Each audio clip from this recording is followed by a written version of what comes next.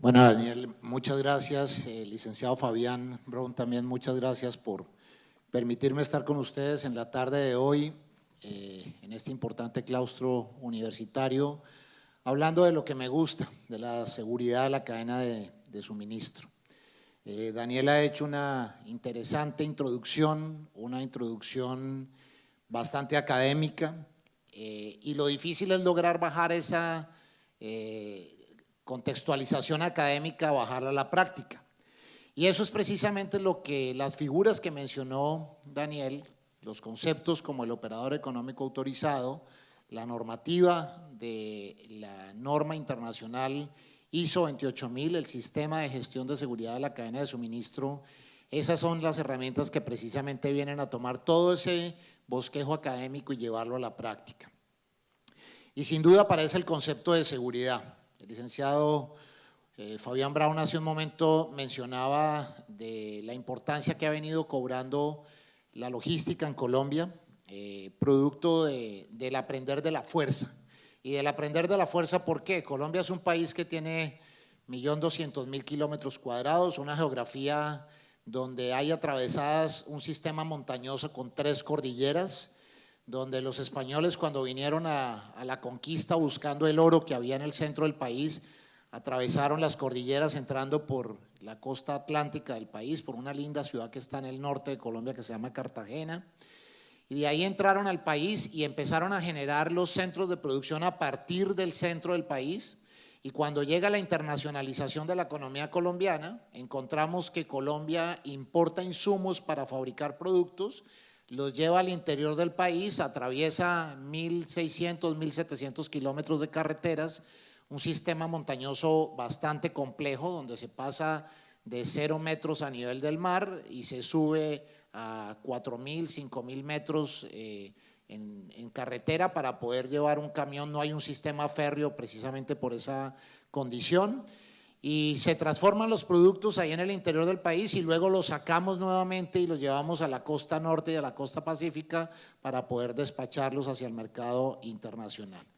Y Daniel también mencionaba el costo de los fletes y mencionaba el costo de todo este proceso, pero hay que agregarle otro elemento en el cual nosotros hemos venido siendo afectados por muchos años y es el tema de la inseguridad.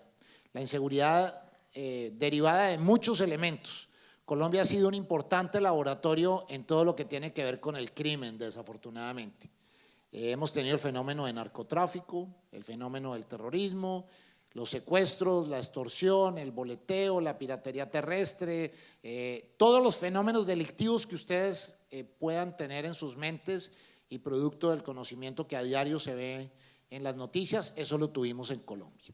Y entonces los gerentes de logística, las personas que trabajan en la logística en estas organizaciones en Colombia, pues han tenido que lidiar con todo esto. El paro de transportadores, el paro de indígenas que bloquean carreteras, pero además los desastres naturales producto de los derrumbes en las vías, unas vías que hace muchos años eran bastante arcaicas, hoy ya estamos entrando en vías de tercera y cuarta generación que permite que el tráfico de la logística se mueva con mayor velocidad. Pero todo este aprendizaje nos ha llevado a la conclusión de la importancia de la implementación de medidas que hoy son muy importantes como el ISO 28000 y el operador económico autorizado. Producto de este fenómeno del narcotráfico, el estigma presente en Colombia es bastante fuerte. Hace un par de semanas me fui a dejar a mi hija menor a una universidad en los Estados Unidos, se ganó una beca, es futbolista y se ganó una beca en una universidad al norte de Ohio, y le decía, mire, cuando usted se vaya a presentar en la universidad con sus compañeros, que seguramente vienen de muchas partes del mundo, tenga cuidado porque seguramente cuando va a hablar de Colombia, cuando va a decir de Colombia, le van a decir que si seguramente trae cocaína, o si trae marihuana, o si trae drogas. Porque desafortunadamente el estigma que pesa sobre nuestro país en temas de narcóticos pues es bastante importante. Mucha gente en el mundo tiene la referencia de nuestro país por el tema de las drogas. Y entonces le advertía sobre esta situación, pero esa misma advertencia y esa misma percepción y ese mismo estigma lo tiene la carga colombiana cuando va a entrar a ciertos países. Cuando va a entrar a Europa, obviamente hay unos perfiles de riesgo que manejan las aduanas, donde identifica que esa carga viene de un país originario, donde hay una problemática de narcóticos, que sigue presente desafortunadamente, y que obviamente genera que tenga que ser revisada esa carga. Igual sucede en Estados Unidos, igual sucede en México, con quien tenemos un importante intercambio comercial, pero igual nos sucede en Chile, igual nos puede suceder en Argentina, porque los narcotraficantes han visto que una de las posibilidades que tienen para lograr enviar sus despachos de cocaína hacia Europa es mandarlos primero desde Colombia a Chile o a Argentina y desde allí despacharlos a Europa para que el origen de la mercancía o el perfilamiento del riesgo de esa carga que está llegando a otros países pues se disimule transitándola por otros países. Entonces, toda esta penuria que les he contado, pues obviamente nos obligó a la implementación de este tipo de medidas y que no son hoy de Colombia, sino del mundo. Y por eso quiero hacer unas reflexiones iniciales y es qué tan importante es la seguridad hoy para el comercio internacional. A ningún gerente de una compañía en cualquier parte del mundo lo van a premiar o felicitar porque su compañía sea segura. Lo van a premiar o a felicitar, incluso a bonificar si la compañía cumple los objetivos en términos de rentabilidad, en términos de logró los objetivos económicos que la compañía se estableció, logró cumplir las metas, pero no si es segura o no es segura. Por lo tanto, la importancia de la seguridad, la importancia de la seguridad en la cadena de suministro, pues no es prioritaria para las organizaciones, teóricamente. Y por eso, al final de la charla, ustedes sacarán sus conclusiones sobre estas reflexiones, si hoy es prioritaria, si hoy es importante la seguridad en el comercio internacional.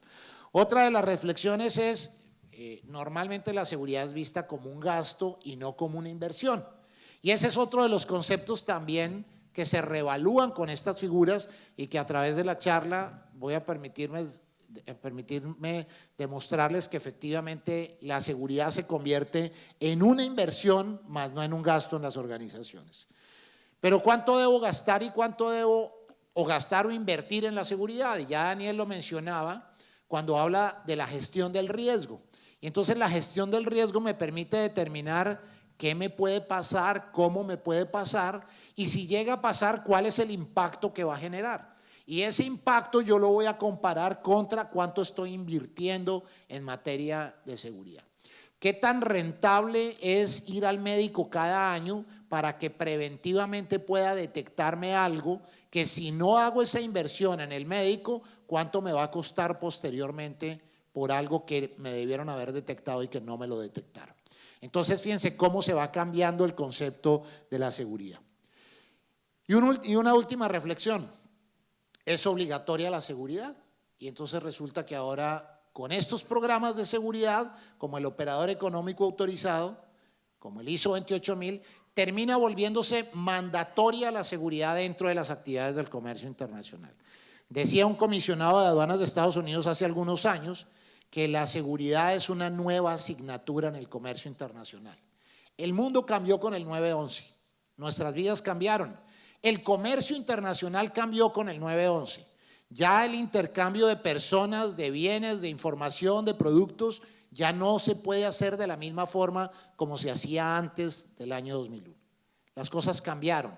Hay nuevas reglas, nuevos parámetros, nuevas normatividades que definitivamente cambian la operación del comercio internacional. Antes del 9/11 tomábamos un vuelo internacional con 1 hora de anticipación. Hoy nos toca estar 3 horas antes. Bueno, pero ¿eso qué tiene que ver llegar 3 horas antes? En la logística estamos todos los días sometidos a 2 retos, el reto del tiempo y el tema del costo. 2 retos importantes. Y entonces, si ese pasajero tiene que estar 3 horas antes, pues tuvo que haber invertido 2 horas más para poder llegar al aeropuerto con esa anticipación y obviamente eso significa costo. Pero también hay un proceso de revisión al pasajero. Antiguamente pasábamos con facilidad al avión, hoy no. Hoy tenemos que pasar por un filtro de seguridad donde hay 2, 3, 4, 5 personas que están revisándonos qué llevamos en nuestros equipajes, nos hacen quitar los zapatos, el cinturón, nuestra chaqueta. Es decir, nos toca hacer un proceso de control que cuesta.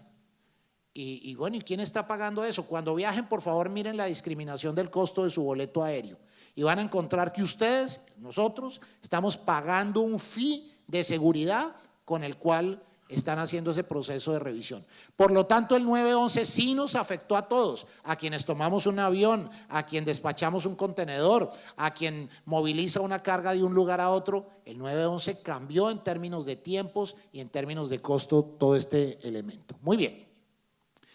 Pero no vinimos a hablar de seguridad, vinimos a hablar de logística.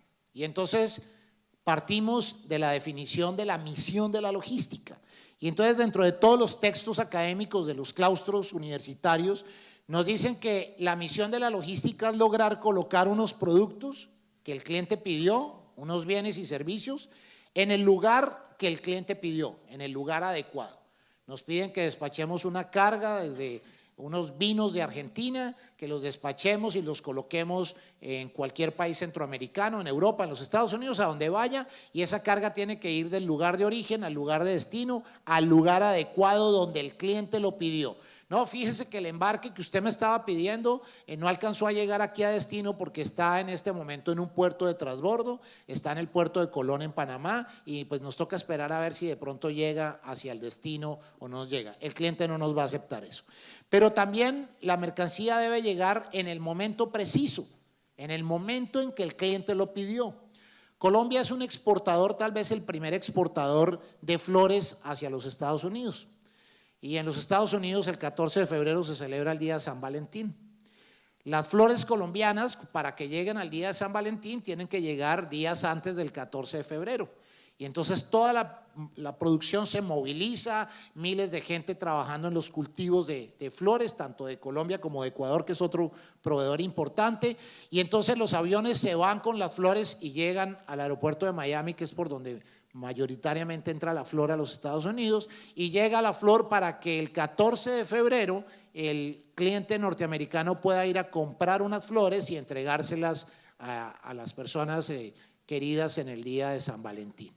Pero si la flor no llega en el momento preciso, sino llega al 15, pues esas flores nadie las va a comprar.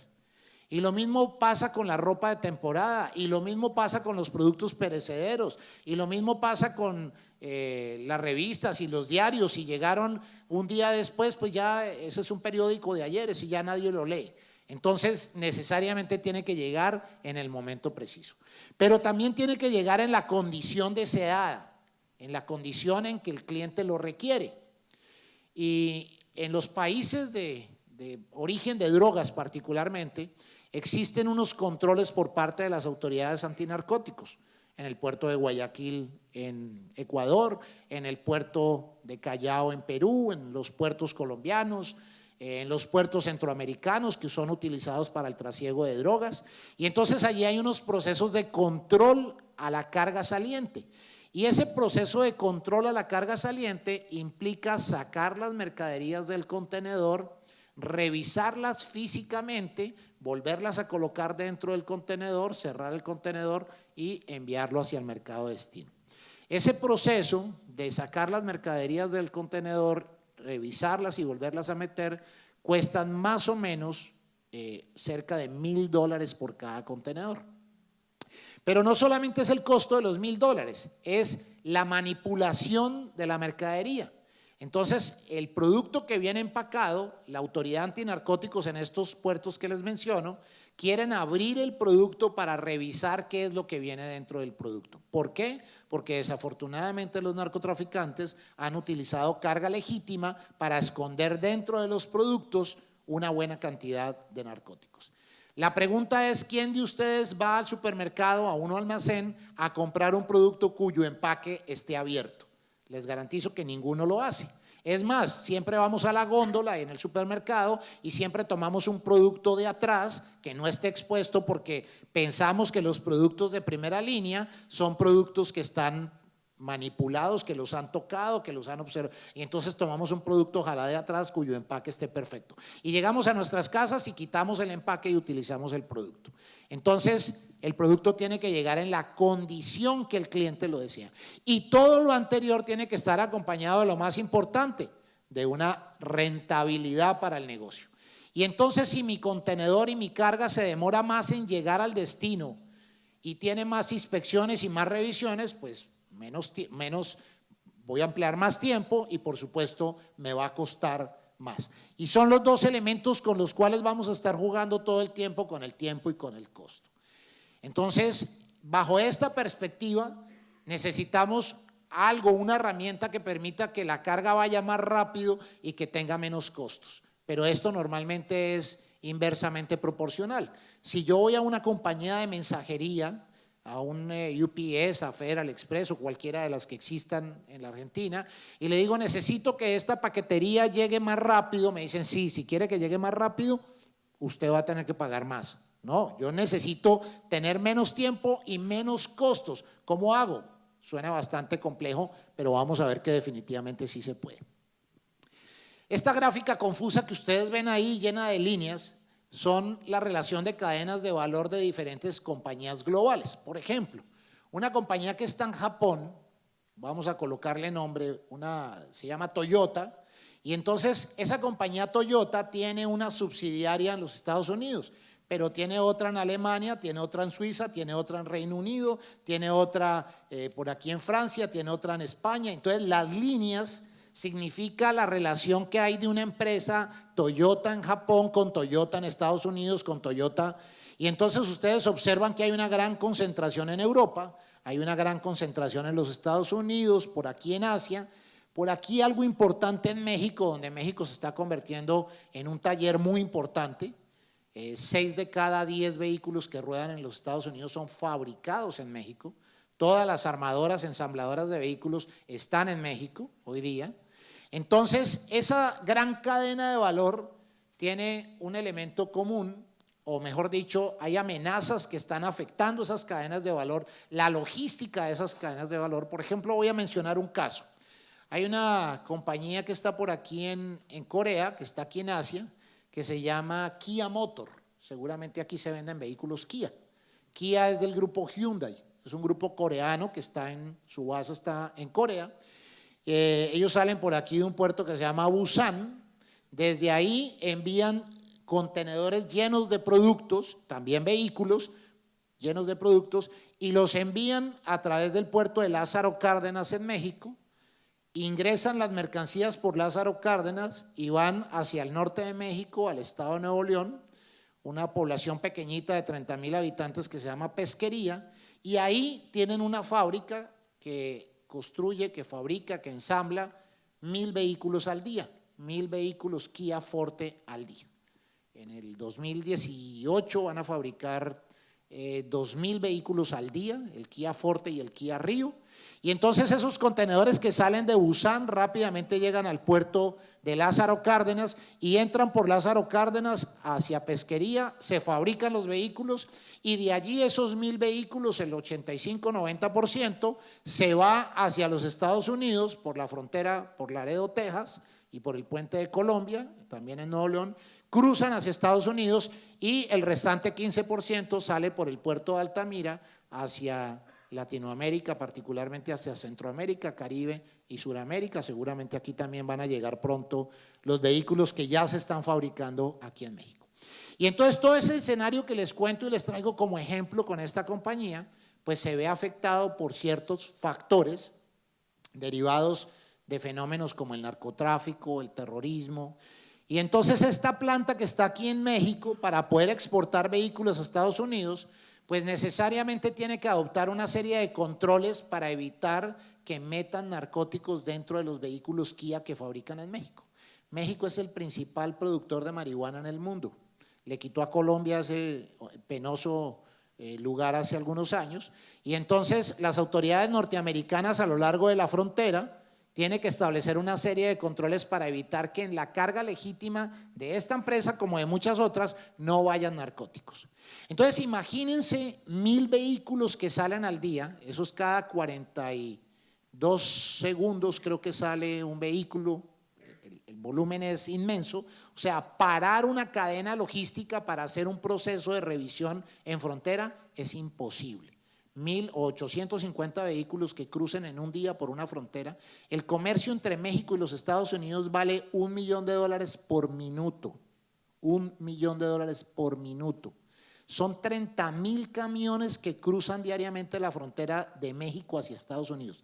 ¿Quién inspecciona, quién revisa, quién controla eso? Nadie. Puede ser la potencia del mundo, puede ser lo que sea. Es imposible hacer un control de lo que cruza de México hacia los Estados Unidos. Entonces, Estados Unidos le dice a los señores de Kia, no solamente a Kia, sino a todos los empresarios, muy bien, si usted se compromete con la implementación de unas medidas de control y seguridad en su carga, yo lo voy a dejar pasar por unos carriles rápidos. Yo no sé cuánto se tarda un contenedor aquí en el puerto de Buenos Aires para entrar al puerto y posteriormente montarse en un buque y que salga hacia el mercado internacional. Pero en México esa compañía Kia, como muchas de las que ya están certificadas, llegan a la frontera con su carga, hacen aduana, cruzan al otro lado de Estados Unidos, hacen aduana en Estados Unidos en 26 minutos. 26 minutos. En el caso colombiano nos tardamos días en que un contenedor entre al puerto, lo inspeccionen, lo revisen y posteriormente se monte al buque. Tardan días, 6, 7 días, terrible. Entonces ya no somos competitivos porque allá pasan en 26 minutos. Entonces, todos esos fenómenos como el narcotráfico, como el terrorismo, que hoy están presentes en muchas de las realidades económicas de nuestros países, pueden ser solventadas a través de programas, y vamos a utilizar la palabra, de confianza. Entonces, se crean programas de confianza para que los señores de Kia puedan pasar rápidamente hacia Estados Unidos, y no solamente hacia Estados Unidos, hacia otros países. Entonces, toda esta cadena de valor, fíjense que desde el punto de vista de los ataques terroristas hay coincidencias, y solamente mencionemos los recientes. Y entonces por aquí en Francia, los muertos de Niza y los muertos del teatro en noviembre del año pasado, miren dónde han sido los atentados y comparen eso con las cadenas de valor en donde han sido. El aeropuerto de Bélgica, de Bruselas, el atentado de ISIS en Estambul, el atentado reciente en Alemania. Es decir, hay una concentración de atentados terroristas fundamentalmente donde están estas cadenas de valor. ¿Y por qué lo hacen? Porque obviamente es donde más flujo de comercio hay y donde más se puede impactar la cadena de suministro. Cuando los atentados terroristas del 9/11 en los Estados Unidos se paralizan vuelos, se paralizan entrada de buques a puertos, se paralizan las fronteras terrestres. ¿Y qué pasó con el comercio? ¿Quién logra que la frontera norteamericana se abra nuevamente?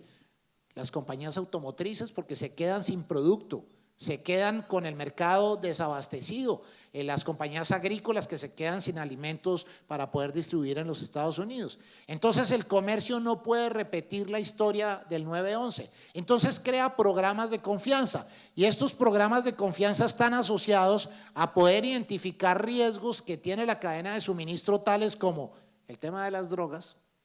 Yo no sé cuántos años, pero desde que yo tengo memoria vengo conociendo el tema de la problemática de las drogas, y cada 10 años se reúnen en Naciones Unidas y en otras partes a decir vamos a cambiar la estrategia, que es que la lucha ha sido equivocada y la vamos a cambiar por esta, y seguramente en 10 años estamos hablando nuevamente del tema de las drogas, pero las drogas van a seguir impactando la cadena de suministro y particularmente el comercio internacional. El tema del tráfico de armas, hay un negocio importante de unos lados y de otros, y entonces las armas también vienen dentro de contenedores y se movilizan a través de la cadena de suministro. El tema de terrorismo, obviamente en la medida en que hay un ataque terrorista inmediatamente impacta a la cadena, se paralizan vuelos, se cierran aeropuertos, se cierran puertos, se cierran fronteras. El tema del tráfico de divisas, pues hay un tema de doble vía, van para el norte las drogas y del norte hacia el sur vienen los dólares escondidos dentro de contenedores escondidos dentro de la carga. El tema de la falsificación y la piratería es otro elemento también común, y a estos 5 elementos es lo que por allá un profesor muy conocido venezolano que se llama el profesor Moisés Naim menciona como las 5 guerras de la globalización. Y esas 5 guerras de la globalización están todas presentes en la cadena de suministro. Yo no conozco la primera naviera de los carteles de la droga. Ellos utilizan las navieras comerciales. Yo no conozco las compañías de transporte terrestre, aéreo, que sean de los narcotraficantes, a lo mejor pueden haber de fachada, pero utilizan la misma cadena de suministro que utiliza un exportador o un importador legal.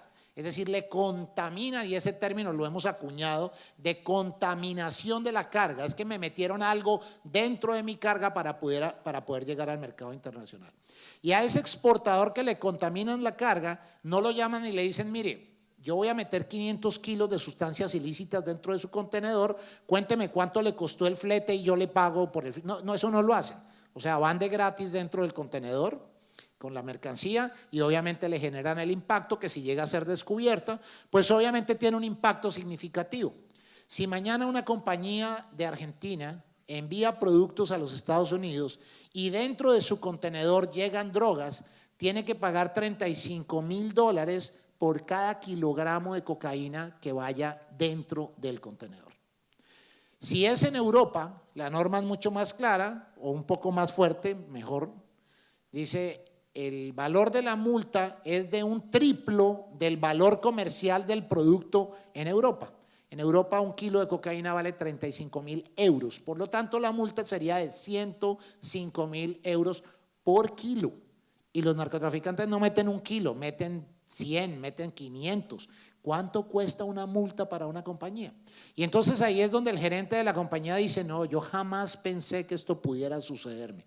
Eso era impensable, esto, ¿qué de mala suerte he sido? Dios no me acompaña. No, ahí Dios no tuvo nada que ver, la suerte no tuvo nada que ver, simplemente no hubo un análisis de riesgo que identificara que su cadena de suministro puede ser afectada. No, pero es que ese problema de Argentina no es de las drogas. ¿Cuántos de sus contenedores hacen tránsito cuando van hacia el norte hacia Centroamérica o Norteamérica? ¿Cuántos hacen tránsito en puertos de transbordo como Callao, como Guayaquil, como Buenaventura, como Colón en Panamá? ¿Cuántos de ellos hacen tránsito en esa zona? Y en esos puertos de tránsito, ahí pueden colocar las drogas, no necesariamente que sean introducidas aquí en la Argentina. Entonces, fíjense en lo importante del tema de un buen análisis de riesgo para poder identificar realmente qué es lo que nos pueda pasar. Y miren las publicaciones que hacen los diarios cuando sucede un evento terrorista. Hollande despliega a los militares y cierra fronteras. Desde la Segunda Guerra Mundial no se cerraban las fronteras francesas. Y en los atentados terroristas del año pasado, el presidente Hollande hace un estado de emergencia y determina cerrar fronteras. Y al cerrar fronteras cierra el comercio. Y al cerrar el comercio paraliza la actividad de los empresarios. ¿Cómo hace un empresario francés que importa productos desde España, que importa productos desde otro lugar para fabricar sus productos? ¿Cómo le hace? Entonces, ahí es importante la existencia de estos programas de confianza.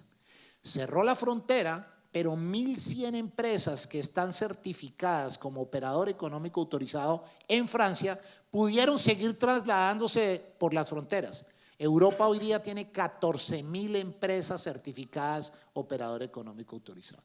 Por eso no es coincidencia que ustedes en esa gran cadena de valor encuentren una gran fortaleza en Alemania. 14.000 empresas, de las cuales 4.500 hoy son empresas alemanas.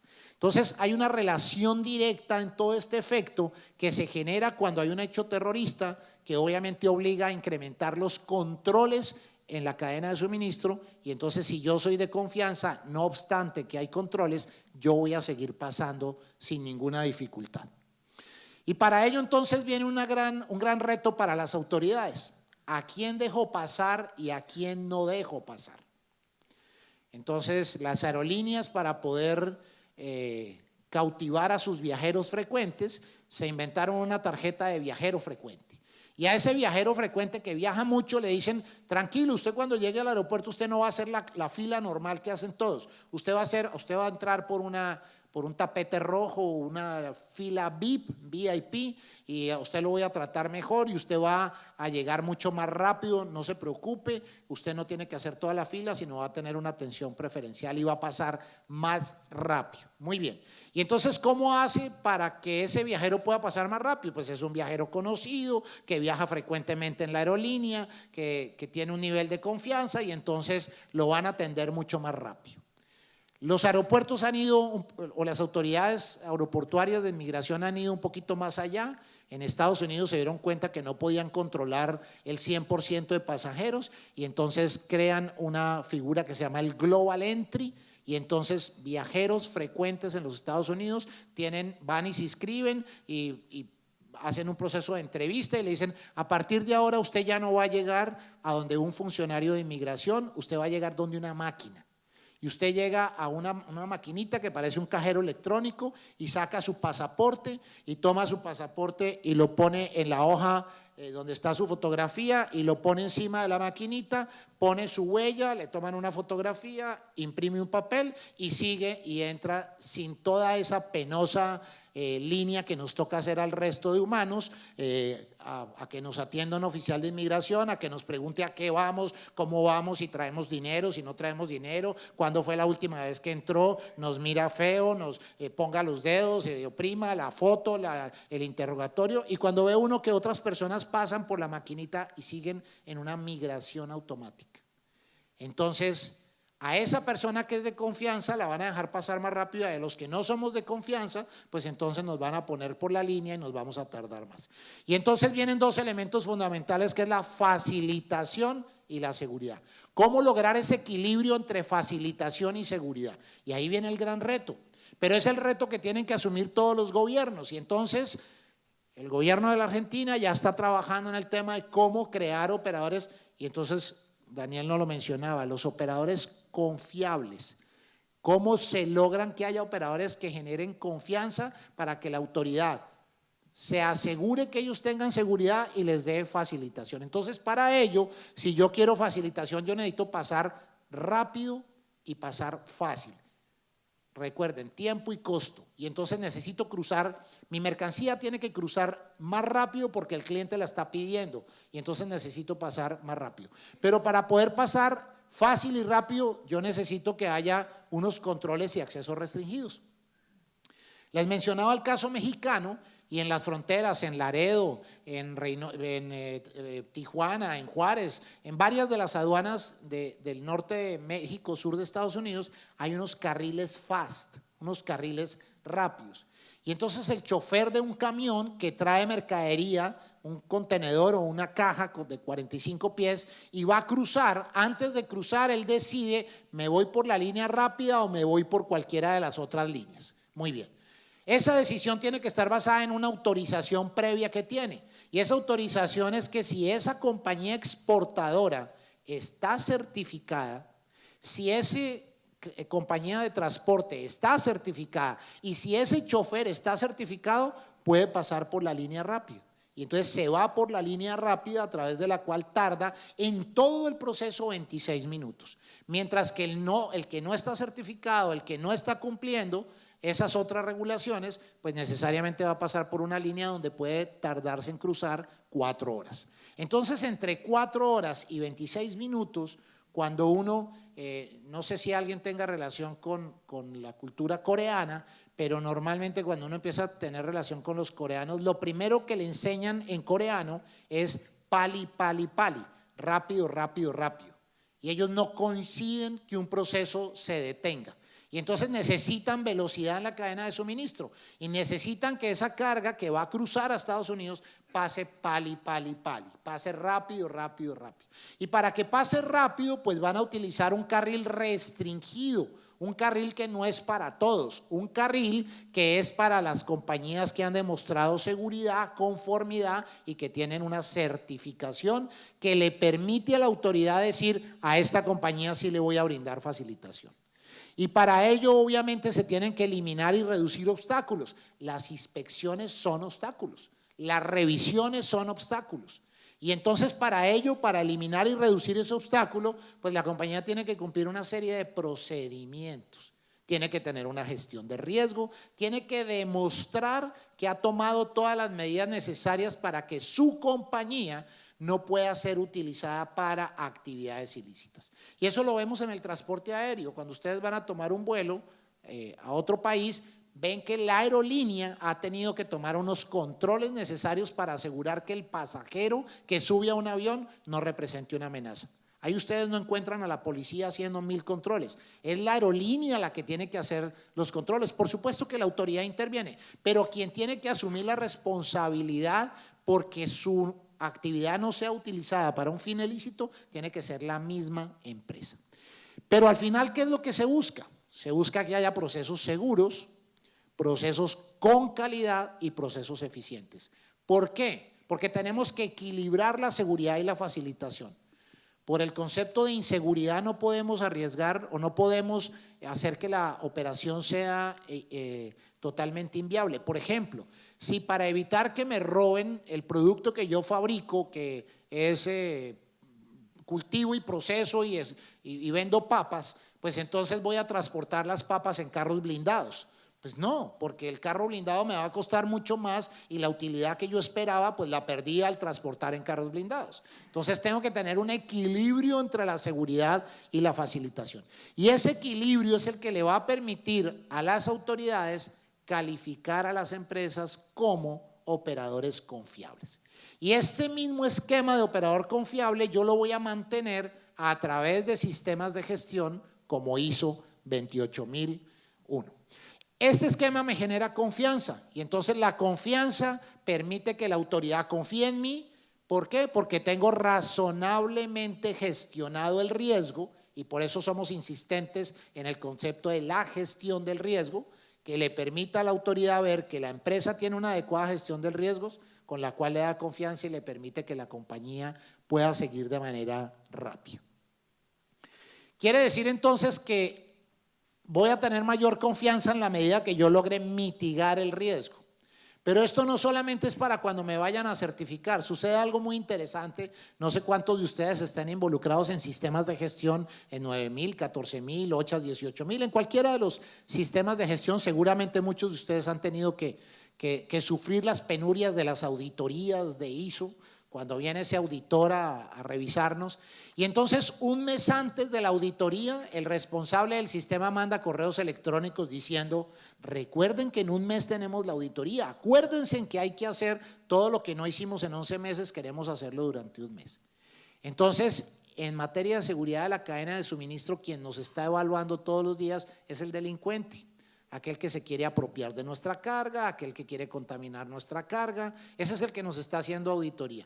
Por lo tanto, la confianza que nos da la autoridad, la confianza puede arruinarse. ¿Qué es aquello que tarda 20 años en construirse, pero solamente 5 minutos en arruinarse? La reputación de las organizaciones. Cuando puedan, ingresen a YouTube y por ahí googleen, o en Google, googleen, hubo un caso muy reciente de una compañía que se llama La Costeña. La Costeña tal vez es el principal productor de productos alimenticios enlatados de México para exportación a Estados Unidos. ¿Y qué sucedió en esa compañía? La menciono porque está publicado en la internet, es una información pública con el nombre y el video y las fotografías de la compañía.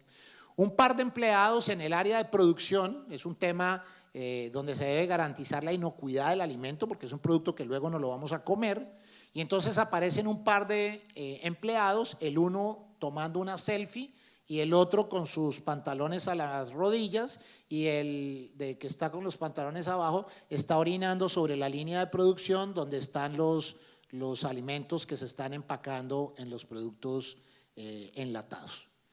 Y esa fotografía se fue a internet. Y entonces la compañía que tiene 20 años construyendo una reputación de productos limpios, de inocuidad, de todo lo que ustedes tienen, en 5 minutos con una acción de un par de empleados arruina su reputación, en solo 5 minutos. No fue culpa de la compañía, fue de los empleados. ¿Cuál fue el interés de hacer daño? Todo lo que ustedes quieran.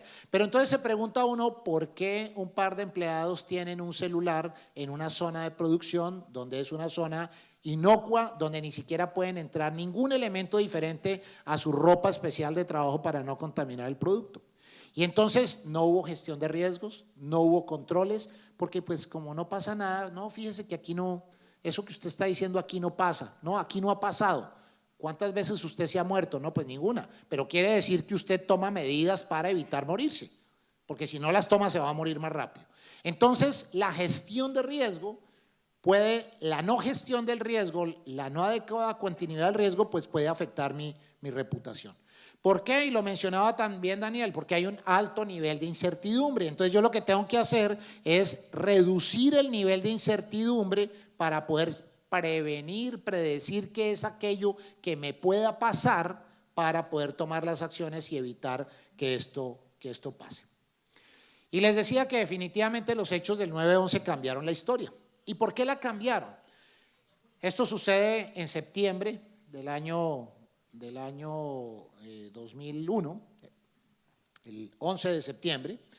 Inmediatamente el gobierno de los Estados Unidos cambia toda la estrategia de seguridad del país, crea una nueva entidad que se llama el Homeland Security, el Departamento de Seguridad Nacional de los Estados Unidos. Y simultáneamente crea una estrategia que se llama el CITIPAD, la alianza entre la aduana, el comercio, trade, la alianza entre ellos dos contra el terrorismo. Y entonces crea un programa de vinculación del sector privado y de la aduana para prevenir el terrorismo en la cadena de suministro internacional. ¿Por qué? Estados Unidos dice, ¿qué pasa si mañana en el puerto de Long Beach, que recibe no sé cuántos miles de contenedores al día, hay una arma, un explosivo en el puerto y explota dentro del puerto? ¿Cuál es el impacto que eso genera al comercio? ¿Qué pasa si hay un atentado terrorista con explosivos en el puerto de Buenos Aires? Pues ¿cuál es el impacto que genera para el país, para el comercio internacional, para las empresas donde ustedes laboran? ¿Cuál es el impacto? Entonces, el gobierno de los Estados Unidos en el año 2003 lanza esta iniciativa del CITIPAD, que consiste en certificar los importadores norteamericanos en materia de seguridad, pero a su vez los señores de la aduana norteamericana empezaron a viajar aquí a Buenos Aires, a Santiago de Chile, a Brasil, a Kuala Lumpur, a Hong Kong, a todas partes del mundo, a poder verificar qué controles de seguridad tenían los exportadores de cada país que enviaban productos a esos importadores que se estaban certificando en CITIPAD. Un tema costoso, poco sostenible. Crean otra iniciativa que se llama la Iniciativa de Seguridad de Contenedores, el CSI. No es el programa de televisión que veíamos por ahí de investigación de la escena del crimen, no, el CSI, el puerto de Santos en Brasil, Buenos Aires aquí en Argentina, los puertos en Panamá, el puerto de Cartagena en Colombia, el puerto de Cortés en Honduras. Esos son los puertos en América que están certificados o que están dentro del programa CSI, que se busca fundamentalmente asegurar que la carga desde origen vaya razonablemente protegida. Pero ¿cuánto cuesta eso? En época de vacas gordas, pues a lo mejor es sostenible. Pues resulta que hoy ya no es sostenible. Entonces la aduana de los Estados Unidos dice, durante el 2003, 4, 5, dice, pues sí, me está costando mucho dinero, pero pues estoy previniendo el terrorismo. Pero dicen, esto no es sostenible y sustentable a largo plazo. Y entonces se van a la Organización Mundial de Aduanas, que queda en Bruselas, de la cual Argentina es uno de sus miembros, y entonces le dice a la OMA, oiga, ¿por qué no hacemos una cosa? Ese programa que yo tengo montado en Estados Unidos, que me ha resultado muy efectivo, ¿por qué ustedes no lo montan? Y la OMA le dice, sí, me interesa, pero no lo voy a llamar CITIPAD, lo voy a llamar Operador Económico Autorizado. Y entonces crea el programa en el año 2005, toman la decisión, en el 2007 sale el programa formalmente, y la Argentina paradójicamente es uno de los primeros países que monta el operador confiable. Y entonces monta el programa. Hoy creo que después de ya cerca de casi 10 años, creo que solamente hay 5 compañías certificadas en 10 años. Y dice uno, bueno, ¿qué pasó? ¿Por qué solamente hay 5? Pues ahorita seguramente hablaremos del tema, pero lo importante es que cada país dijo, perfecto, me voy a comprometer a montar un programa como CITIPAD, que se llama el Operador Económico Autorizado, de los cuales hoy Europa ya tiene 14.000 empresas certificadas. Pero no para allí. Después, en el año 2013, la Organización Mundial de Comercio por primera vez se ponen de acuerdo después de todas las rondas que hacen. La OMC es aquel que rige las relaciones comerciales entre los países, es ante la cual nos vamos a quejar porque el otro país nos puso un arancel, porque el otro país nos está impidiendo el libre tránsito de comercio. Y entonces la OMC, que queda por allá en Ginebra, en el año 2013 en su conferencia de Bali se pone de acuerdo y crea el Acuerdo de Facilitación de Comercio. Y ese acuerdo de facilitación de comercio es un acuerdo, como su nombre lo dice, que busca facilitar el comercio. ¿Y facilitación qué es? Como ya lo vimos en el ejemplo de láminas atrás, es que nuestra carga pase rápido. Pero la OMC dice, no, realmente el tema del terrorismo, del narcotráfico, de toda esta serie de delitos, pues afectan el comercio, y entonces vamos a crear la figura del operador autorizado. Y entonces la OMC crea o refuerza el concepto de operador autorizado que ya traía la Organización Mundial de Aduanas. Y entonces dice, las mercancías tienen que pasar más rápido. Yo no sé cuántos acuerdos de libre comercio ha firmado Argentina. Chile es uno de los países con mayor número de acuerdos de libre comercio. México es impresionante la cantidad de acuerdos que tiene. Colombia también va por la misma senda. Y en todos esos acuerdos comerciales se dice que hay que desgravar los aranceles, se reducen los aranceles, pero también los estados asumen compromisos de facilitación. Y por ejemplo, los acuerdos que hemos firmado, en el caso colombiano con Europa, con Estados Unidos, decimos que 48 horas o máximo 48 horas en que las mercancías lleguen al territorio aduanero del país contratante, del país que firmó, es decir, si la carga viene de Europa y llega a Colombia, en 48 horas, es decir, en 2 días, esa carga ya tiene que estar liberada. Eso no se está cumpliendo. La carga dura 4 días, 5 días. ¿Por qué? Porque la autoridad aduanera quiere revisarlo. La autoridad fitosanitaria también quiere revisarlo. La autoridad sanitaria también quiere revisarlo. La autoridad antinarcóticos quiere revisarlo. O sea, todas las autoridades quieren revisar en momentos distintos. Y entonces por allá dicen, no, pues hagamos una inspección única. El punto es que eso no se está cumpliendo. Entonces, crean la figura del operador autorizado al interior de la OMC, que seguramente Argentina no sé si ya ratificó en el Congreso de la República o lo deba hacer muy pronto, ratificar el acuerdo de facilitación de comercio. Ese acuerdo de facilitación de comercio tiene 12 puntos en su primera parte, 12 artículos, me voy a referir solamente a 3 de ellos. El primero es con relación al levante y despacho de las mercancías, es decir, al compromiso para que la mercancía cuando llegue al país rápidamente sea nacionalizada. Entonces vamos a un supermercado y encontramos productos importados. Entonces entiendo que hoy ya en la Argentina hay un mayor flujo de productos importados en las tiendas, tanto de electrónica como de otra serie de productos, y entonces esos productos para llegar a la góndola han sufrido un proceso de importación. Entonces ese importador necesita que ese producto pase rápido, porque entre más días se quede ese producto en el proceso, más le cuesta, más costos, menos rentabilidad. Acuérdense en la misión de la logística. Entonces se necesita que pase rápido y ya hablamos de ello. El segundo artículo, que es el 8, que quiero también hablar de él, es la cooperación entre las entidades que participan del proceso de control.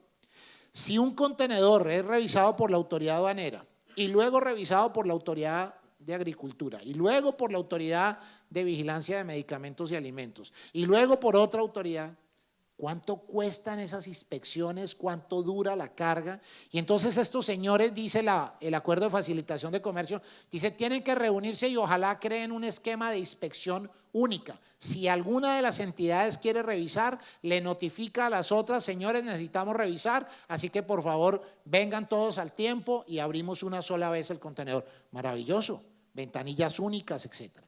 Y por último, dentro de este mismo acuerdo, la cooperación aduanera. ¿De qué le sirve a una compañía argentina como Habana, que está certificada operador autorizado, que exporte sus alfajores hacia Estados Unidos o a donde los exporte y allá llega el contenedor y se lo revisan, se lo inspeccionan, se lo abren, se lo manipulan? Entonces, ¿de qué le sirve?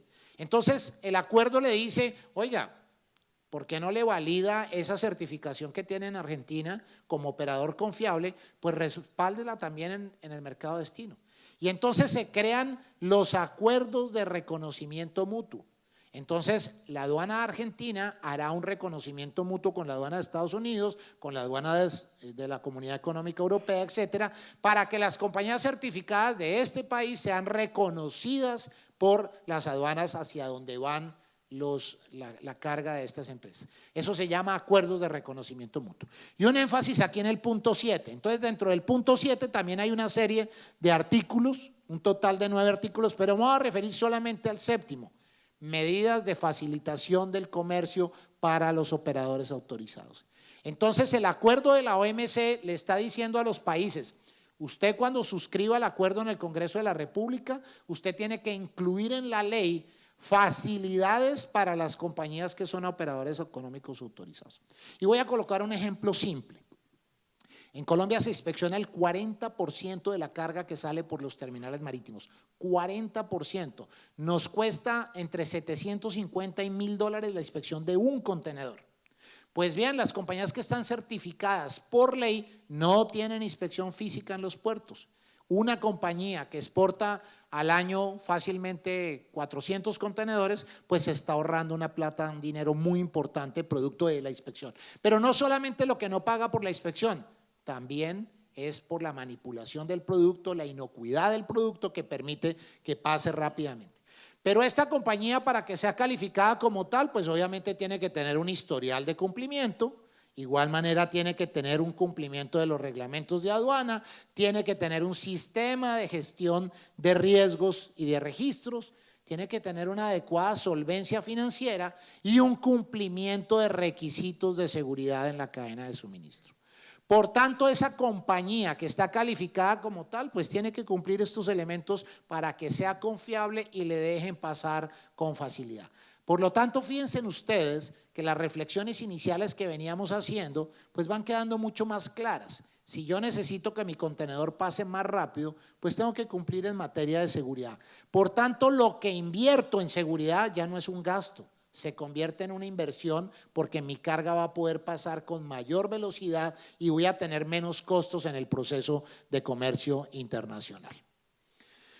Para ello, entonces, dentro de todo este panorama internacional existen una serie de normas. El OEA, que ya hemos venido hablando, este es el logo en el caso de Colombia, este es el logo del programa de Estados Unidos.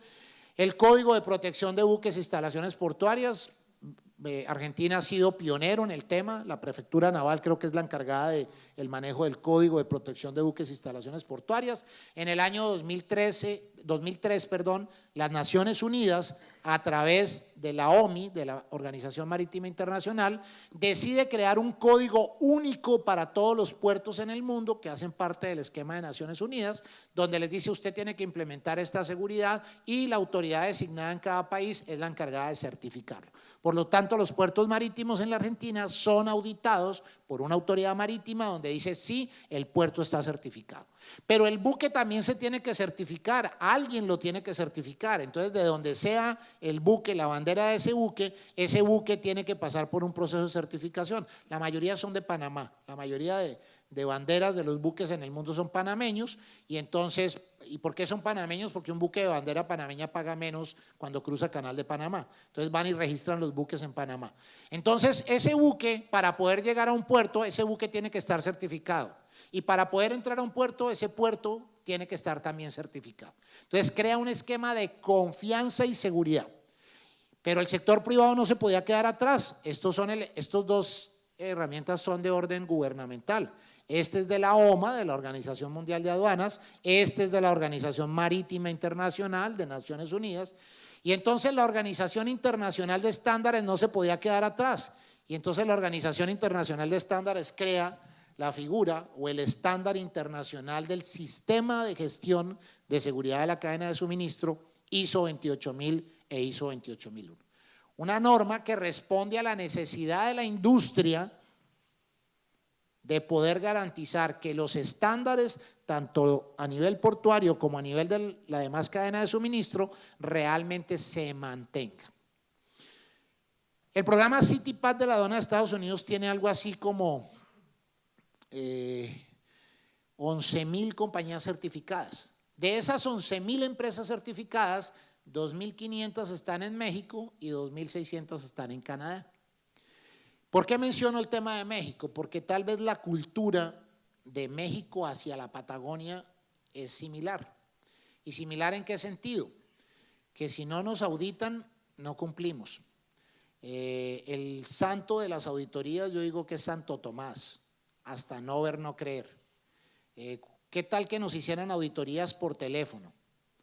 Pues usted cumple, sí, aquí cumplimos todo. Decimos, el papel aguanta y decimos sí con tal de cumplir, porque tenemos como otra cultura y una cultura no enfocada muchas veces a lo que debe ser, desafortunadamente, no generalizo, pero sí tenemos esas situaciones.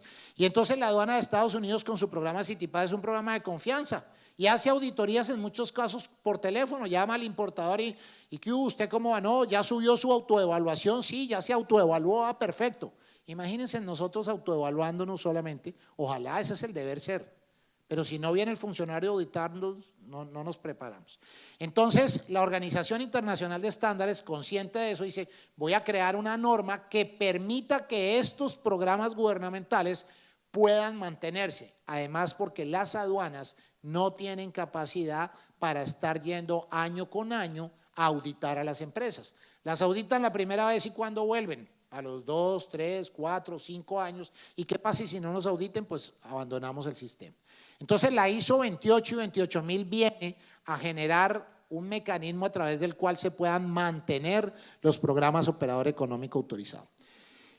Y hablemos primero del operador económico, algunos puntos y luego nos metemos ya con el ISO 28000. ¿Cuáles son los principios del operador económico autorizado? Hay un documento que se llama el marco SAFE, el marco de estándares de seguridad de la Organización Mundial de Aduanas. Tiene 4 principios. El primer principio se llama contar con información anticipada. Es decir, que la aduana de Argentina va a tener que tener un esquema, o lo debe tener, en el que permita contar con información previa de qué carga está entrando a territorio argentino, por sus fronteras terrestres, por sus aeropuertos, por sus puertos marítimos. Con base en esa información anticipada, ¿qué debe hacer? Pues debe hacer una gestión de riesgos. ¿Quién es el importador? ¿De dónde viene la carga? ¿Qué tipo de producto es? ¿Quién lo trae? Una serie de variables que permitan identificar si hay riesgo alto, medio o bajo. Y entonces resulta que para las aduanas resulta ser muy difícil poder establecer exactamente si esa carga es de riesgo o no. O genera unos paradigmas, como por ejemplo, fui al puerto de Manzanillo en México con una visita de la Federación de Avicultores de Colombia, cuando empezamos a exportar huevo de Colombia hacia México. Y entonces el subadministrador del puerto nos hace una presentación y dice, aquí tenemos 3 destinos críticos, él como que no se acordó que éramos de Colombia. Tenemos 3 destinos críticos de carga que llega al puerto, India, China y Colombia. Y entonces quedamos ahí como, nos van a inspeccionar toda la carga porque estamos en el top 3 de los países riesgosos.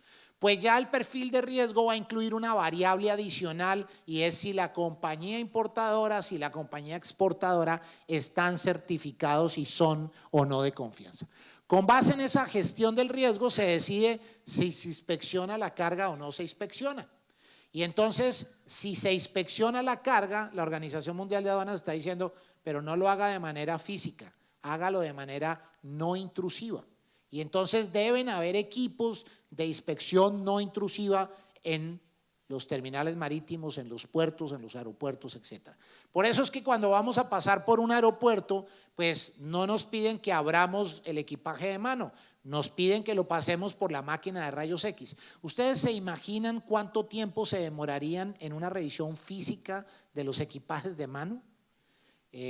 No recuerdo cuántos pasajeros pueden ir en un Airbus 380, pero creo que son como 400 y tantos pasajeros. ¿Se imaginan que tuvieran que revisar los 480 pasajeros en sus equipajes de mano? ¿A qué horas tendrían que estar en el aeropuerto para que pudieran ser inspeccionados todos los pasajeros?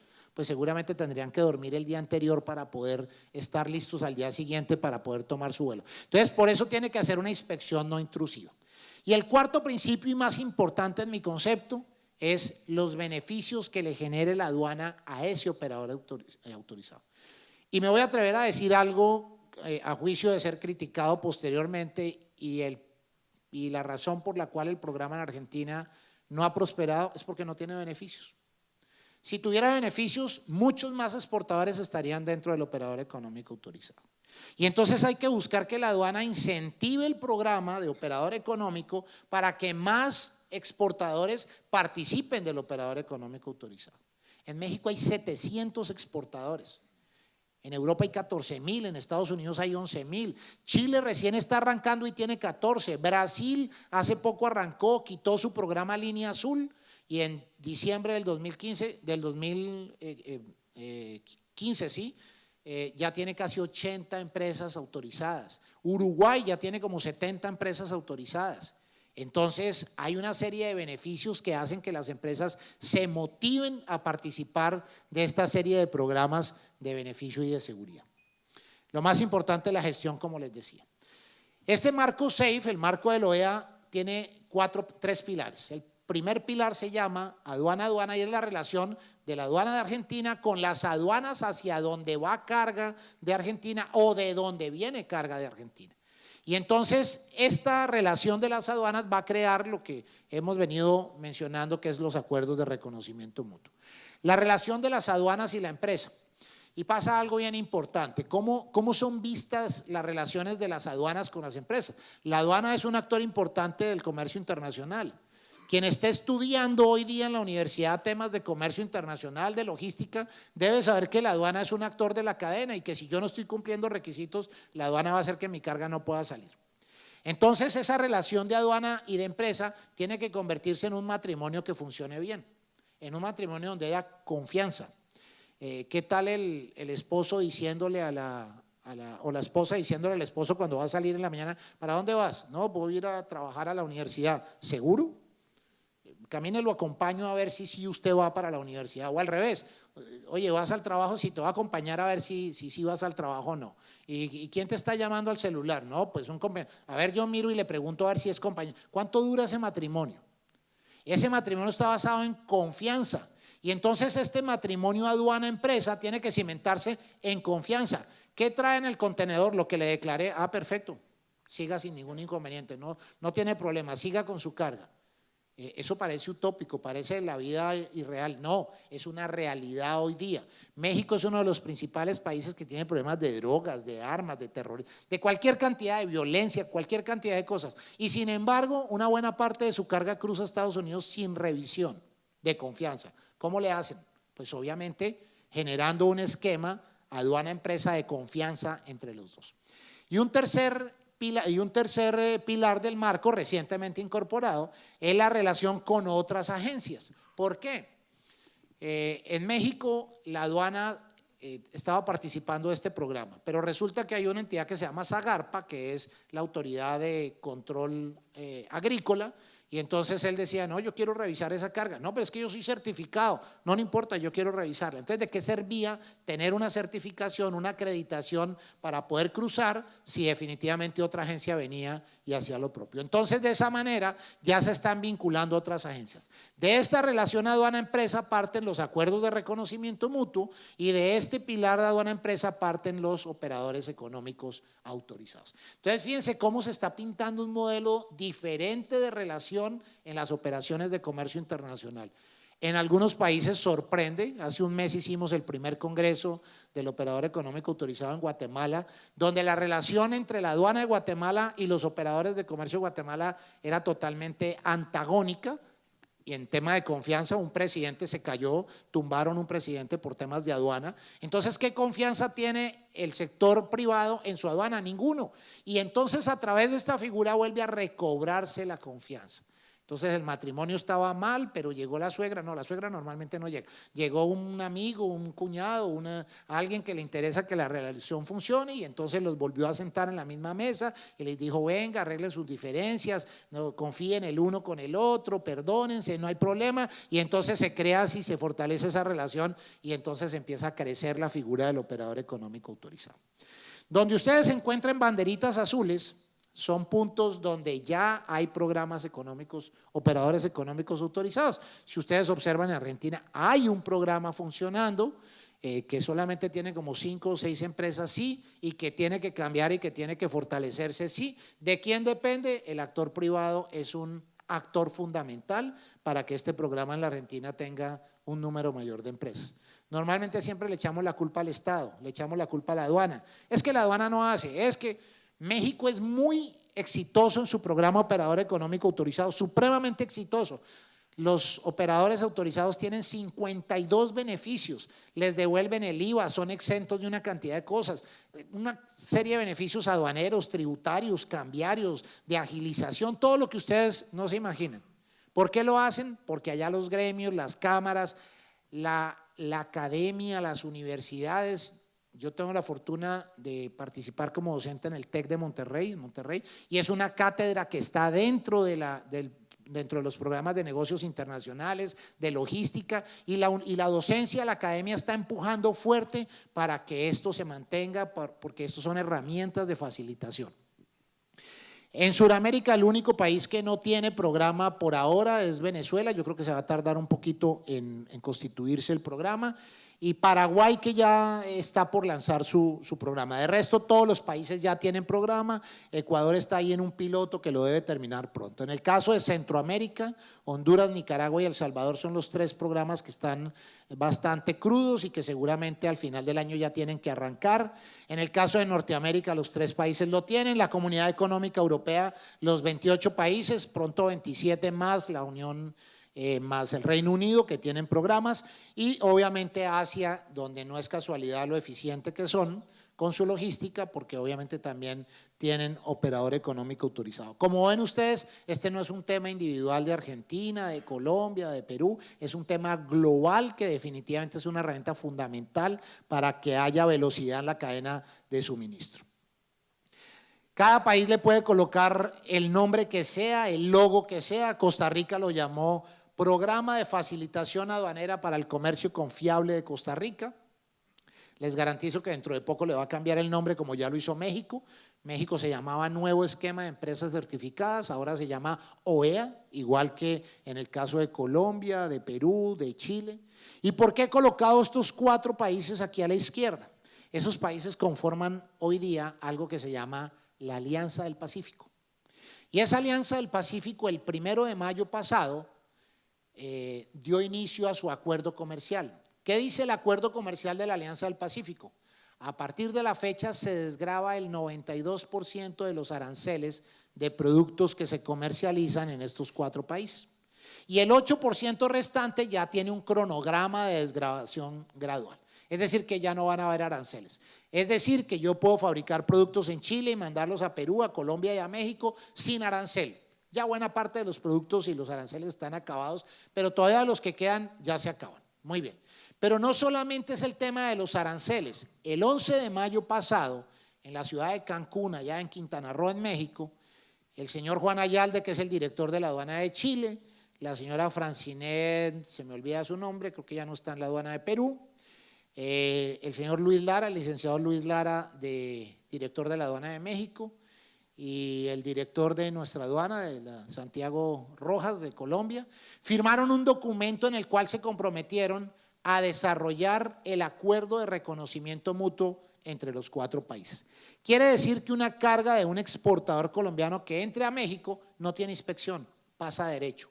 ¿Cuánto significa eso para un importador mexicano y para un exportador colombiano? Significa el que su producto y su proceso sea rentable o no. De esa manera, el producto que hoy está llegando de Colombia, que por venir de Colombia tiene un perfil de riesgo alto, pues obviamente vaya a generar afectación. Hoy buena parte de carga que llega de Brasil hacia Europa está siendo sometida a procesos de inspección. Tomen los diarios y revisen cuántos casos de contaminación con narcóticos ha habido en el puerto de Santos en Brasil. Y por ello hoy día hay un proceso de inspección a la carga antes de ser abordada a los buques. ¿Cuánto cuesta eso? Si ya tenemos un programa de confianza, no vamos a tener que realizar esas inspecciones, tenemos menos tiempos y menos costos. Y simplemente estoy hablando aquí del vecino.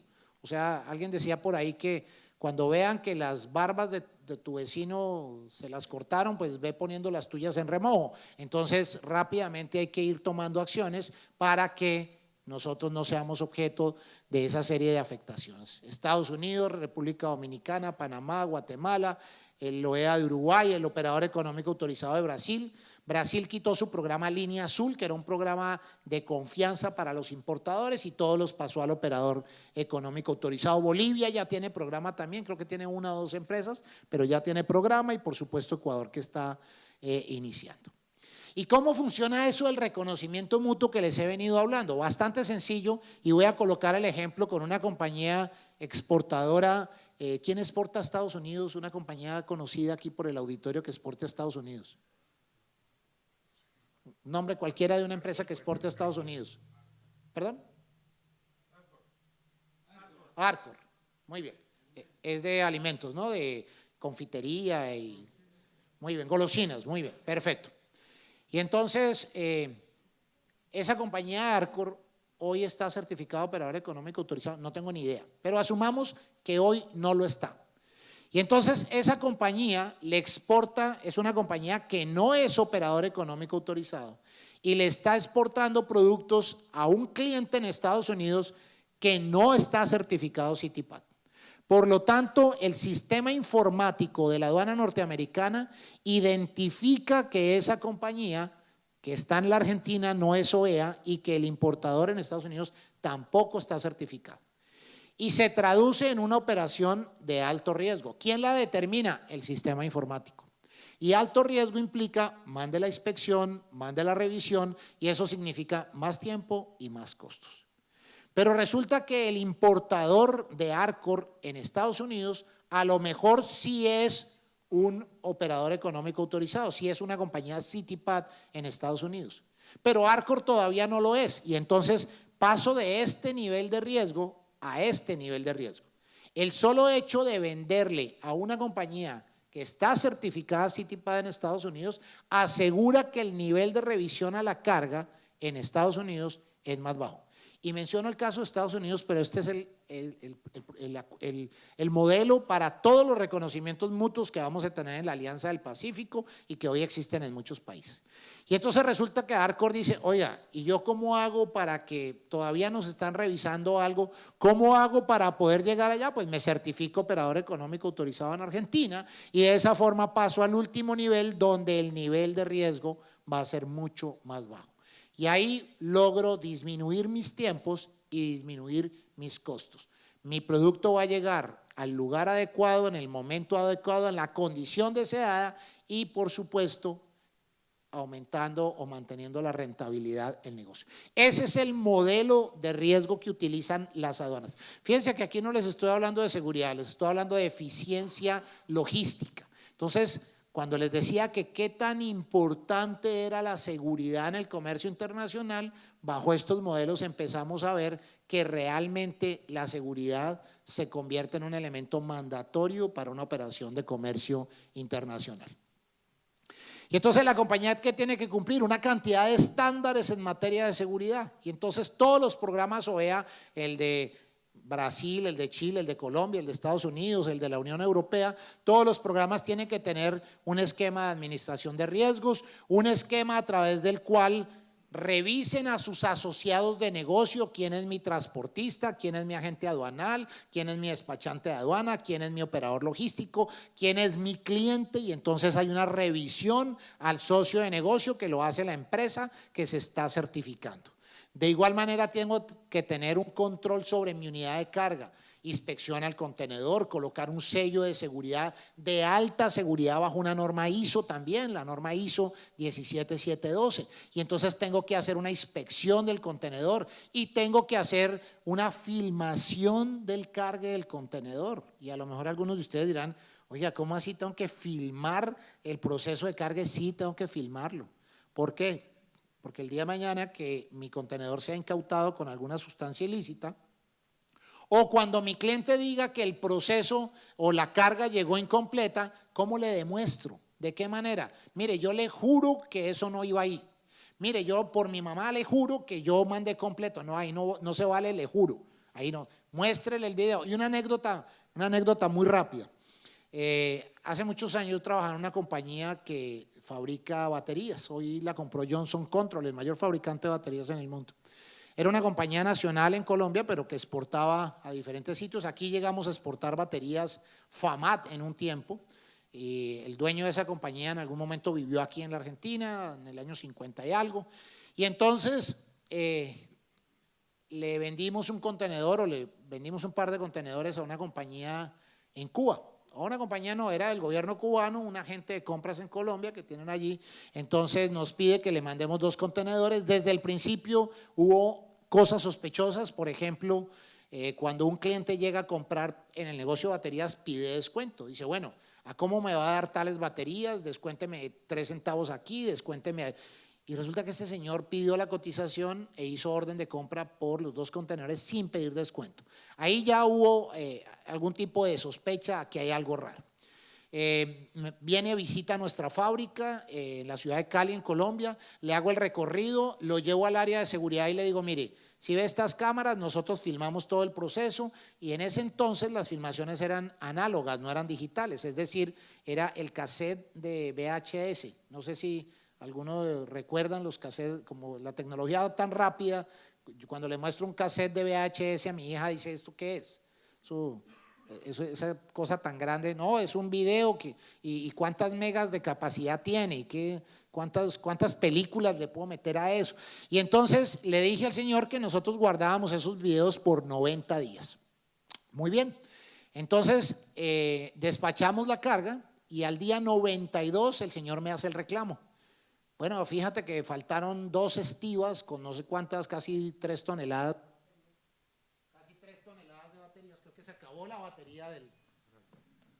Se acabó la batería del micrófono, pero como aquí tenemos plan de contingencia, seguimos con este. Y entonces se acabó, que se robaron 3 toneladas de baterías. Muy bien, yo le dije al señor, no se preocupe, ¿por qué no viene aquí a la fábrica y yo le muestro qué fue lo que sucedió? El señor llega a la fábrica, yo le proyecto los videos de cuando cargamos en la planta y cuando se inspeccionó el producto en el puerto. El señor se queda bien sorprendido de que nosotros tuviéramos los videos después del día 92. Él me dice, ¿usted me puede dar el video? Saco el video de la casetera, se lo entrego al señor, se va y a los 5 días me llama y me dice, oye, ese video llegó borrado allá a Cuba, el cliente no pudo ver bien y me sigue reclamando. Le dije, no se preocupe, ¿cuántas copias del video necesita? Hasta ahí se acabó el reclamo. Realmente la carga había llegado a tiempo, completa, pero creo que querían aprovecharse de nuestra buena fe y por esos videos logramos demostrarle que efectivamente la carga había llegado completa.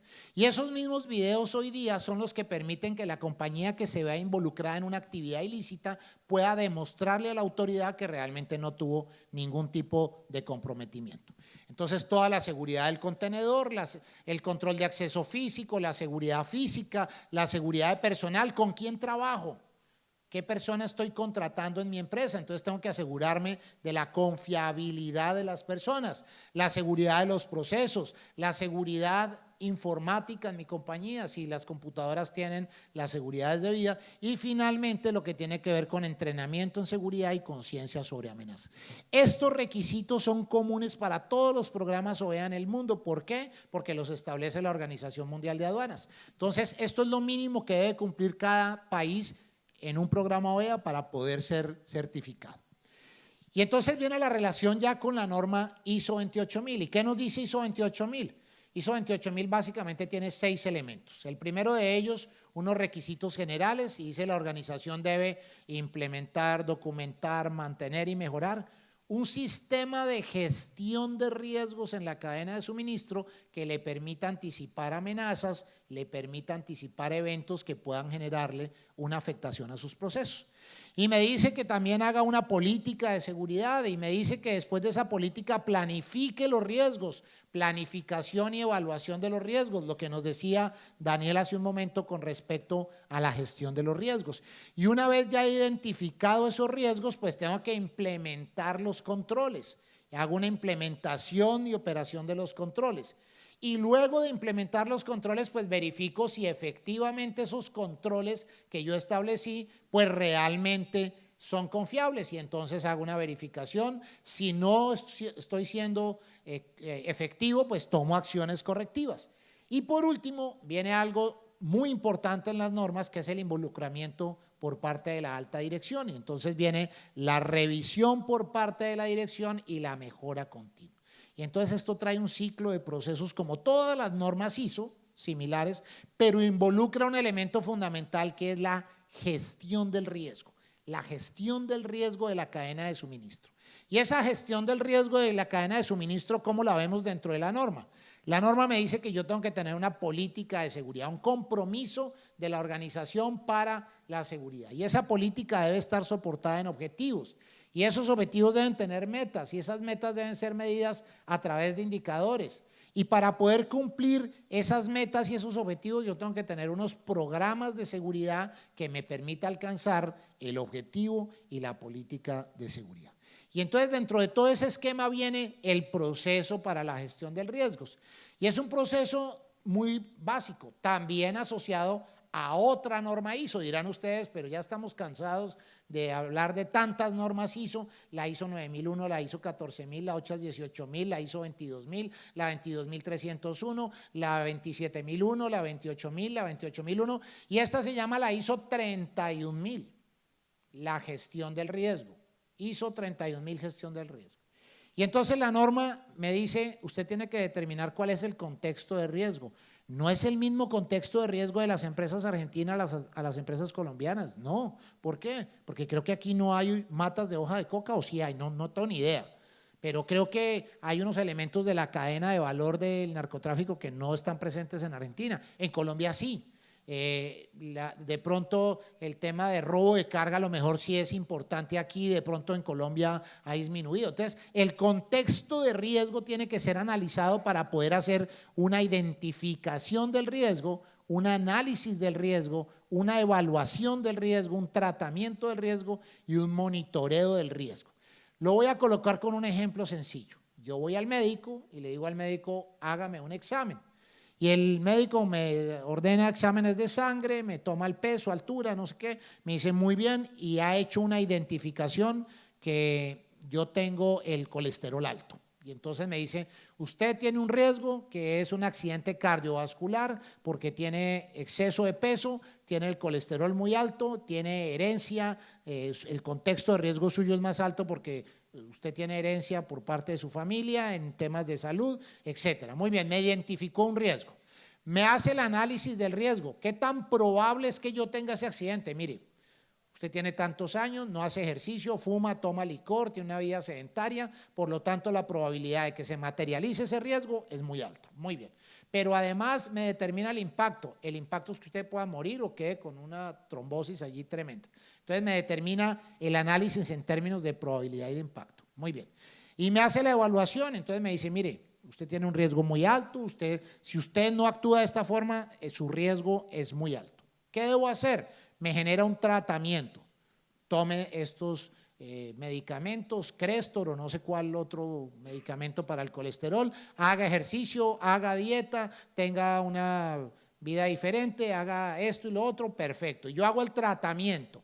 A los 3 meses vuelvo donde el médico y le digo, bueno, ¿cómo vamos, doctor? Me hace otra vez exámenes y me dice, vea, seguimos con el mismo nivel de colesterol, usted sigue con el mismo nivel de peso, qué pena, el tratamiento no sirvió, por lo tanto me cambia el tratamiento, pero al contrario me dice, muy bien, vamos bajando de peso, su nivel de colesterol es diferente, por lo tanto el monitoreo me muestra que sí efectivamente ese riesgo que estamos tratando efectivamente está comportándose como esperamos.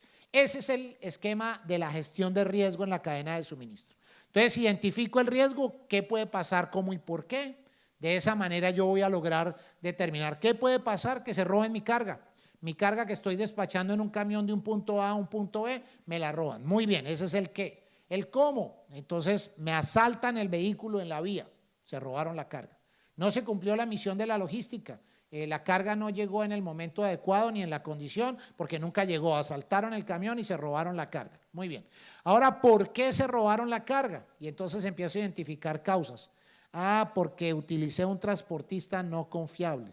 Ese transportista se prestó para el robo. O por el contrario, hubo fuga de información, los delincuentes se enteraron que ahí iba la carga que estaban esperando y se robaron la carga. Entonces, identifico el riesgo en términos de qué puede suceder, cómo y por qué.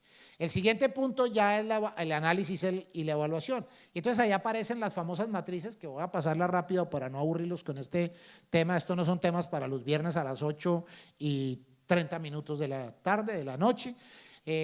Pero calculamos el riesgo en términos de impacto y de probabilidad. Y entonces tenemos un riesgo por acá en este punto, donde determinamos qué tan probable es que ese riesgo se pueda presentar en términos de tiempo y en términos de frecuencia. Pero también determinamos que si se presenta, cuál es el impacto que nos va a generar. Y entonces decimos, nos puede ocasionar daño en las personas, en los procesos, en las instalaciones o en los datos. Si el señor de la costeña, el caso de México, que usted está documentado y lo pueden ver en Google, allí está documentado, si ellos hubieran hecho una adecuada identificación de riesgos, podrían ver cuál fue el daño que le causó la compañía en términos de reputación, de imagen a la compañía. Y entonces con base en eso determina cuáles son esos controles. Les garantizo que en esas fábricas de la Costeña hoy hay detectores de metal para entrar el personal a las fábricas. Pero si alguien hubiera dicho, coloquemos detectores de metal en las fábricas, ¿y para qué? ¿Para qué vamos a gastar tanto dinero en eso? Eso es un gasto. Pues resulta que hoy eso que colocaron de control les va a garantizar o minimizar el riesgo de que les vuelva a pasar algo que ya les sucedió y poder identificar que nadie entre con teléfonos que puedan volver a tomar una foto o hacer una grabación como la que sucedió ahí. Muy bien, y ya tengo el riesgo analizado en términos de probabilidad e impacto, ya sé cuánto. Y otra reflexión que les planteaba al inicio es cuánto invertir en seguridad. Si yo sé exactamente cuál es el impacto que me va a causar un riesgo, pues debo saber cuánto voy a invertir en materia de seguridad. ¿Cuánto me va a costar hacer que ese riesgo que tengo en este punto disminuya en términos de impacto? ¿Cuánto tengo que invertir? Muy bien. Y entonces viene el tratamiento. Y en el tratamiento, ¿cuál va a ser la acción que voy a tomar? Y entonces en el tratamiento lo que yo voy a buscar es minimizar la probabilidad de que el riesgo se materialice. Y por otra parte, el otro objetivo es que si llega a suceder, que nos cause el menor impacto posible. De esa manera, el tratamiento está orientado a buscar una menor probabilidad y a buscar un menor impacto del riesgo. Y ahí estamos reduciendo la incertidumbre en la gestión del riesgo. Entonces, fíjense todo el valor que está agregando toda esta normativa de ISO 28000 y de ISO 31000 en la identificación, tratamiento, análisis, evaluación de los riesgos. La meta es hasta dónde quiero llevar el riesgo. Muy bien, perfecto. ¿Cómo se mide el riesgo en las organizaciones? ¿Cómo se mide la gestión de la seguridad en las empresas? Mientras no pase nada, pensamos que hay seguridad. Cuando pasa algo, decimos, oiga, qué inseguridad tan impresionante. No se puede dejar el celular por ahí porque se lo roban. Las computadoras toca amarrarlas a los escritorios porque se las roban. ¿Qué seguridad hay aquí? Entonces, la seguridad la medimos por la excepción. No, la seguridad hay que medirla de acuerdo a esa misma evaluación y desempeño del riesgo. Entonces, de esa forma yo identifico una meta. ¿Hasta dónde quiero llevar ese riesgo? Hoy un riesgo que tengo aquí, ¿a dónde lo quiero llevar? ¿A un panorama de riesgo medio? ¿A un panorama de riesgo bajo? Y entonces, volviendo al caso del doctor, el doctor me dice, vamos a llevar ese colesterol de 320, vamos a bajarlo a 150 o a 250. Ah, ya tengo una meta, ¿hasta dónde voy a llegar? Muy bien, y entonces determino la meta, y mi meta es lograr que este riesgo baje hasta este punto. Perfecto, muy bien, vamos a llevar este riesgo ahí. La pregunta es, ¿y cómo hago para que este riesgo que tengo en este punto me llegue hasta acá? Buena pregunta. Y entonces, si recuerdan los slides anteriores, hablé de programas de seguridad. Y entonces los programas de seguridad son las medidas de control que voy a establecer para que ese riesgo que estaba en este punto logre ir hasta el punto deseado. Muy bien. ¿Y de qué manera me doy cuenta que efectivamente ese riesgo se está desplazando?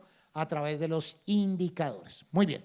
Esquemáticamente la gestión de riesgos, para que nos quede al final de esta charla, que ustedes puedan decir, oiga, ¿qué fue lo que dijo ese colombiano que vino aquí a la charla? Por lo menos que le quede algo a ustedes de esta charla en la cual los he tenido allí forzosamente sentados escuchándome. Esquemáticamente la gestión de riesgos se puede diagramar de la siguiente forma. Un evento es un hecho que pueda suceder que me genere un impacto, un riesgo, una situación negativa para la organización o puede también ser positiva. Ganarme el baloto puede ser al comprar el baloto o el loto, no sé cómo se llama aquí, la lotería, hay un loto, un premio mayor.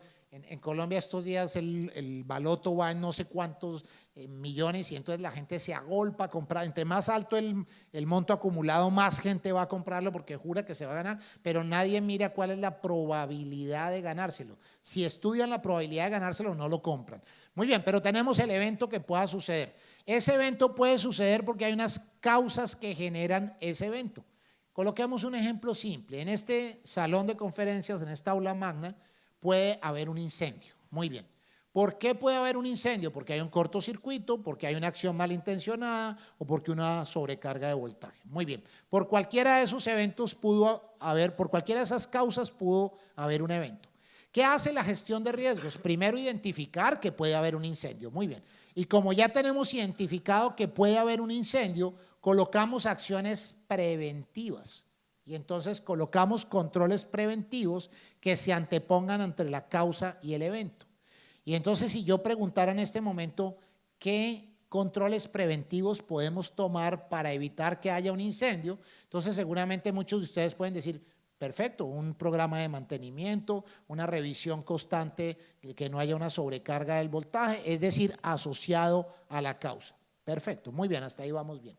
Pero resulta que no obstante todo lo anterior, se presentó el incendio.